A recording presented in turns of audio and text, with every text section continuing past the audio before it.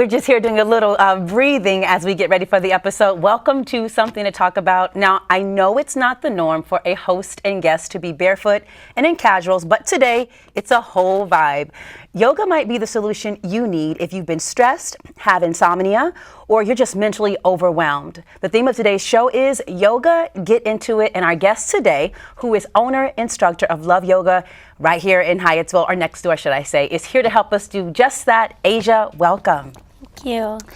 Thanks for being here. So I'm excited because my good friend Evelyn, who folks will meet later, she brought me to the studio, and I tell everybody you are the best instructor ever, and I mean that.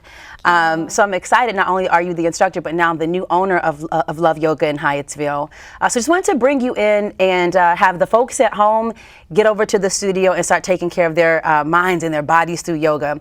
Start us off, and let us know what are some of those invaluable benefits of yoga for the body, and then we'll get into the mind. Okay. So for the body, yoga can help you to de-stress. There are different types of yoga. So some yoga practices are an active relaxation.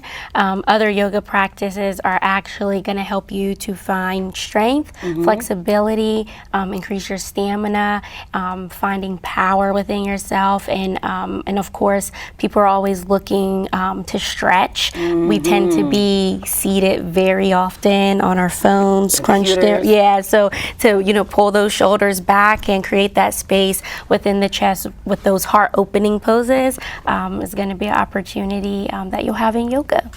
I love that. And to your point, there is something for everyone. I know at Love Yoga, there's even like a trap yoga class. There's like so we've had hip hop hatha, that's what we call it, and then we also have a soulful yin class. So no matter what it is that you're looking for, we try to offer different types of classes so that there can be something to fit your life, fit your schedule, fit your practice. A little something for everybody. Yes. Now, I'm going into the mental side of it all because I've been on a major self-love, self-care kick and trying to make that into a habit.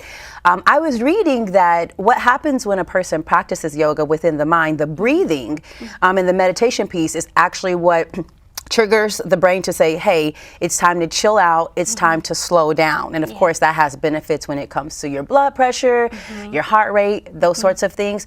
Give us a little bit more insight to the breathing piece, because I think what happens is, especially when we start yoga, sometimes we're like, okay, this is a little strange, like I'm taking in 4 breaths, breathing out 5s, and everybody's umming. So like the ums and the breathing, just kind of walk us through a little bit of that and its purpose. Yes, well, there are 8 limbs of yoga, and the breath work that you're talking about is one of them. That's called pranayama, and the breath allows us really to connect with ourselves. So not only is it sending messages to our brain to allow our body to calm down or to relax, but it's also helping us to just connect with the mind. When you start to get into your deep breathing, it can be easier to clear your mind, or it can at least just be easier to be present in your mind, even if it's not clear and there's that mind chatter going on. So the breath work is really powerful. Definitely include breath work in all yoga classes at Love Yoga, and we have some classes that are really geared towards it. So we have a breathe and flow class that is all about connecting the breath with the movement, and I actually begin each class with connecting our movement and breath, because that can help you to center, it can help you to ground yourself. So there is some great benefits to the breath work. I believe is key. I love that, and that's one of my favorite parts, because I do feel like that sense of calm. The Yes. So so there's 3 sounds that you're making, the letters O-U-M, and Wait, should we give it a little demonstration? Okay. So we'll take a deep inhale and then exhale for Om.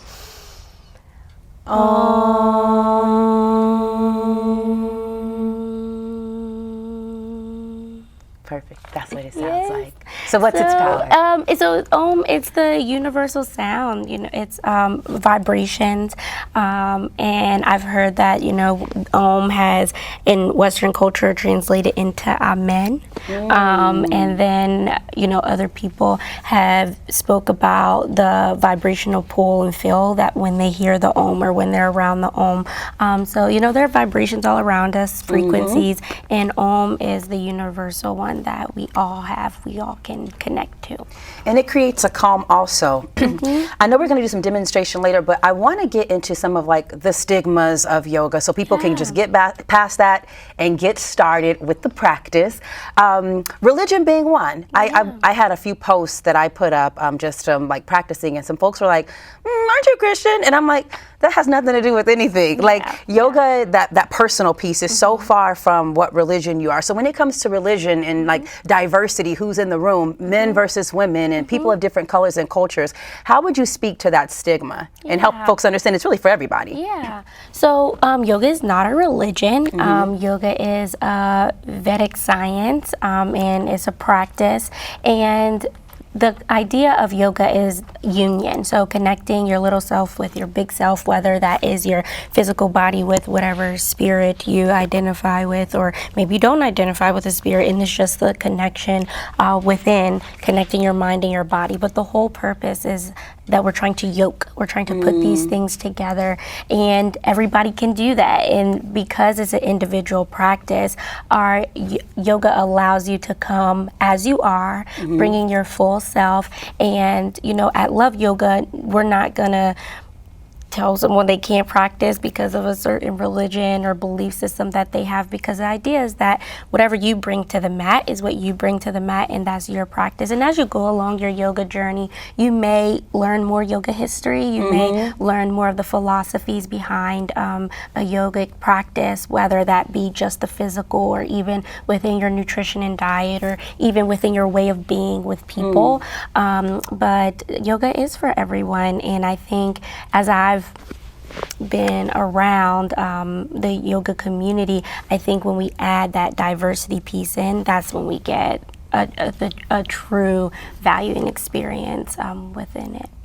Thank you for that. We've got a little time before we head to break. And then, like I said, we're going to come back and get started with some motion. But what would you say is the Love Yoga experience in a few quick words? Like if you had one statement, what's the Love Yoga experience? Love Yoga is the place where all are welcome.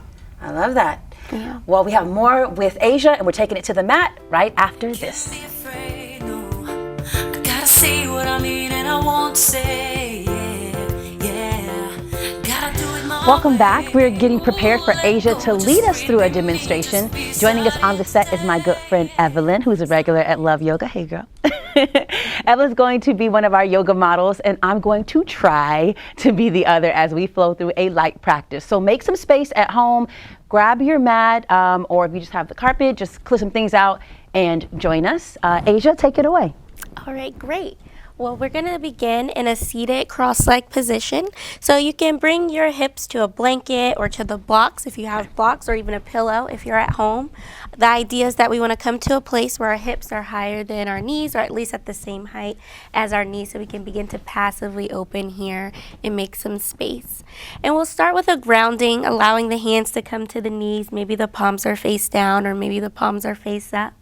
And you can lower your gaze or close your eyes as you come into your breath, starting to deepen the way that you're breathing here.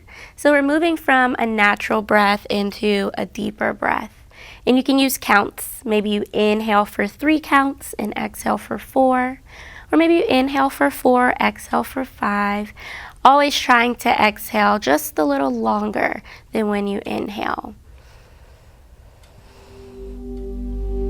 And when you're ready, gently bring the hands to heart center, fingertips touching, palms pressed in together. This is Anjali Mudra. We're allowing this mudra to help us center ourselves, bringing reverence to our practice, reverence to ourselves. And this is a great time to set an intention or dedication. So for our little mini practice, maybe there's an affirmation, starting with I am or I will, that you like to repeat to yourself as we hold a few poses. And from here, we'll come into Om. So let's start as we take a deep breath in. Om. When you're ready, you can release your hands, lifting your gaze. And we're just going to start to inhale the arms overhead as we connect our movement with our breath. And as you exhale, pull the hands down. going through this a couple more times, and simply follow the path of your own breath. So you can move as fast or slow as you would like. There is no rush.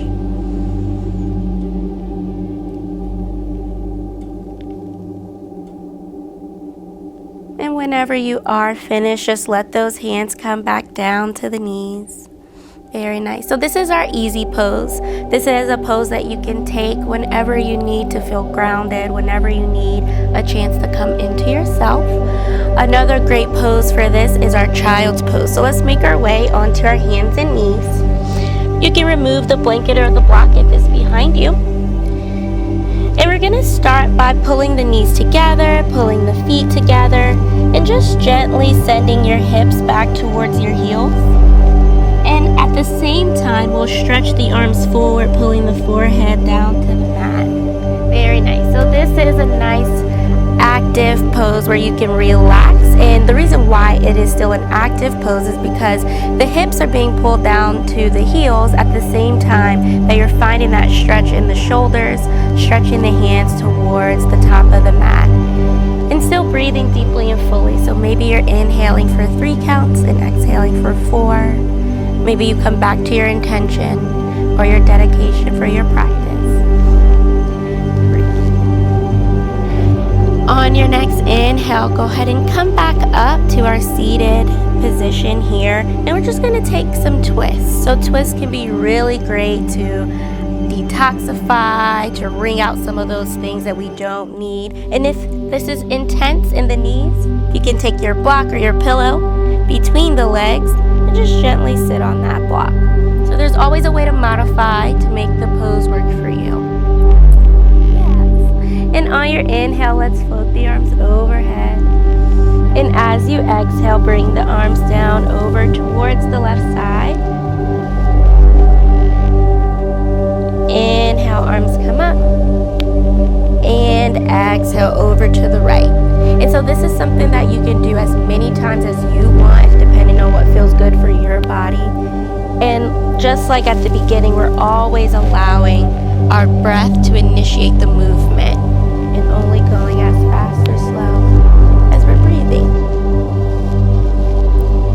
Very nice. And now let's bring ourselves back to our tabletop here, opening the knees the width of the mat, wrists right under the shoulders. And as you flow through for us, Asia, we're going to wrap up because that's time. But you'll be able to continue this flow with Asia at Love Yoga. We're going to have the information on the website. We're going to keep practicing. But until next time, namaste. Inhaling the chest down. I gotta say what I mean and I Exhale, won't pull the say. navel to the spine. Yeah, gotta Flowing do it through my this a way. couple more times. Ooh, let go, just breathe, be me, just be starting today.